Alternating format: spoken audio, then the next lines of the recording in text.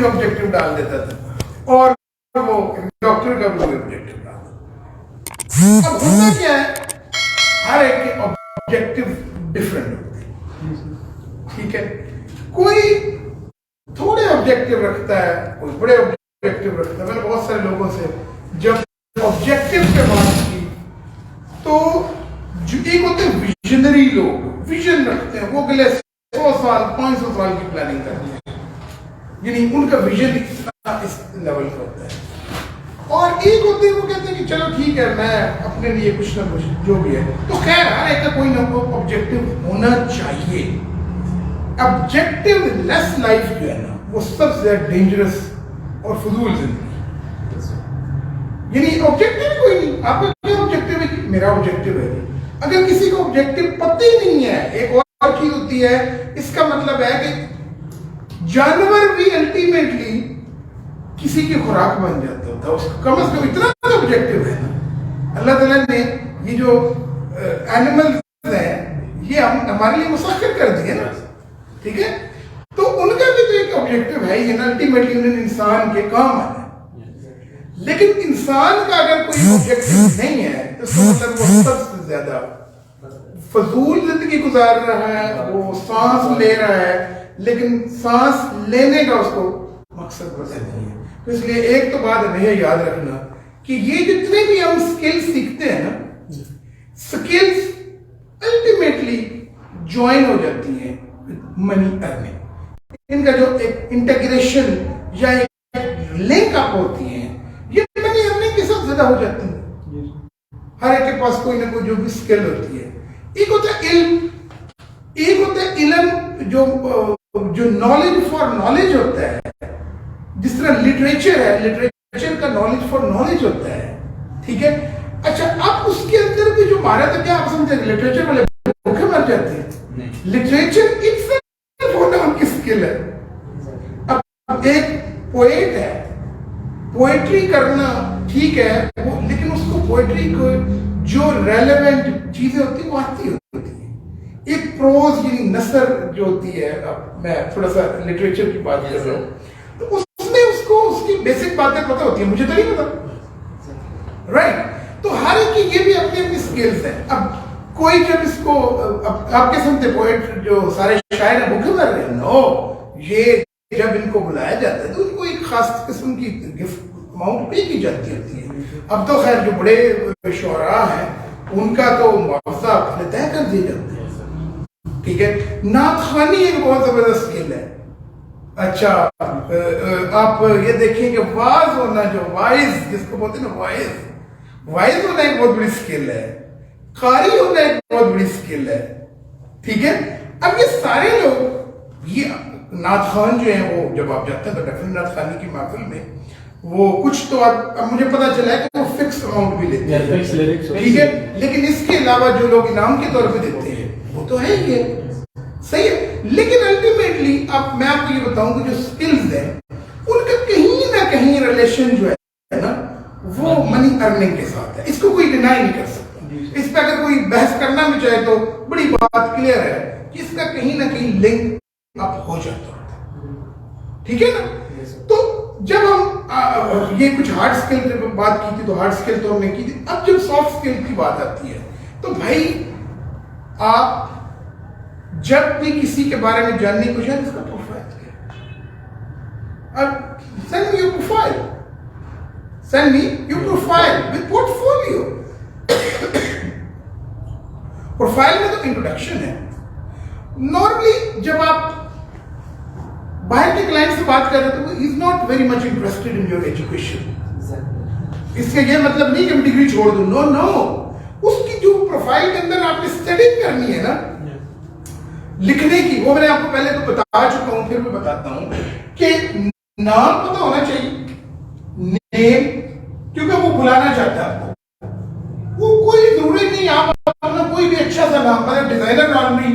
मेरा एक दोस्त है, उसने अपना नाम रखा गुरु, ठीक है। एक एचआर वाला है, उसने अपना नाम रखा है कैरियर गुरु, ठीक है। अब मैंने फाइवर पे अपना नाम बड़ा मजे कर रखे हुए, MIB गुरु। MIB गुरु मदर इकबाल बेटी गुरु, मतलब ऐसे दिमाग में आ गया, लेकिन मुझे अच्छा लगता है, एम आई बी गुरु, उसकी मैंने डोमेन भी ली हुई है, और किसी वक्त मुझे वक्त मिला था उस पर एक आर्टिकल्स की वेबसाइट भी चला दूंगा। ठीक है, तो नाम ये तो आ गया, लेकिन रियल नाम भी होना चाहिए आपको। उसके नीचे थोड़ा सा डिस्क्रिप्शन देके ना कि मैं कर क्या सकता, मैं आपके लिए डिजाइन बना सकता हूँ, लोगो बना सकता हूँ, कवर पेज बना सकता हूँ, बुक का टाइटल बना सकता हूँ। ये डिजाइनर की बात हो रही है, ठीक है।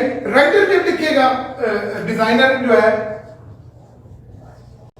वो जब लिखेगा तो लोगो और कवर पेज, प्रोडक्ट डिजाइन, ठीक है, इसके अंदर इतना सारा कुछ आ जाता है।